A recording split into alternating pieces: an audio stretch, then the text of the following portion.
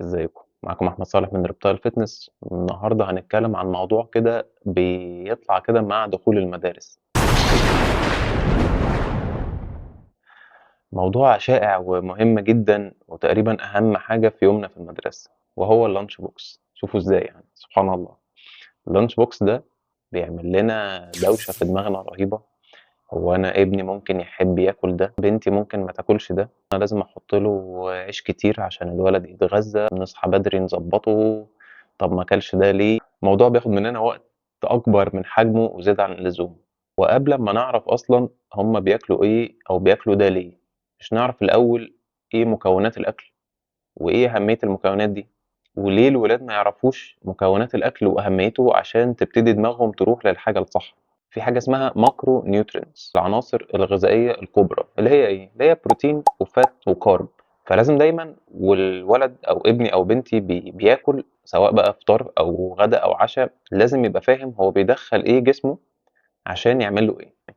زي ان الكربوهيدرات هي اللي بتديك الباور، مش لازم يبقى كل وجبة فيها عيش واقعد ادفس في الولد، ومش لازم مثلا اكله سندوتش بطاطس يبقى انا كده حطيت له كربوهيدرات، غمستها له كربوهيدرات ويلا كله خلاص. يعني في الاول لازم يا حبيبي تبقى فاهم ان الكربوهيدرات دي هي اللي بتديك الطاقة اللي بتعرف تكمل بيها يومك.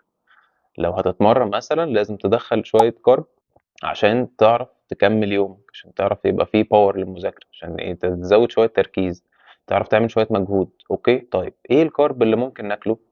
طبعا الحاجة الشائعة هي العيش. هل هي مفيدة؟ لأ، مش أفيد حاجة. الدقيق حاولوا تتجنبوه بقدر الإمكان. طب هل ده ينفع للواد الصغيرة؟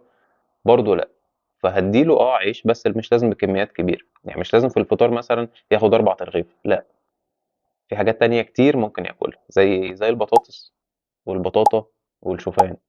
طب الشوفان ده ما حدش تقريبا بيحبه في مصر، فمش لازم. حاولوا تاكلوه بطاطا، تعودوه على البطاطس، طبعا ده بجانب العيش. طيب ده باختصار كده الكربوهيدرات. طب ايه بقى الحاجة الأهم؟ هو البروتين. البروتين ده هو الحاجة البناءة اللي بتبني الأنسجة وبتبني العضلات وبتبني الجسم كله. هل ينفع ياكل بروتين الصبح؟ اه ممكن طبعا. ممكن بيض، ممكن في هيئة ألبان، ممكن في هيئة جبن، ممكن في هيئة زبادي.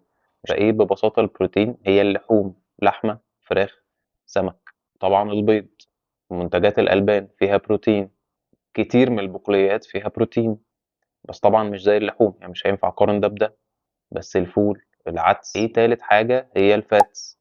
هل الفاتس دي حرام أو كلنا لازم نتجنبها؟ لأ، مش لازم ولا حاجة. طب فاتس موجودة في ايه؟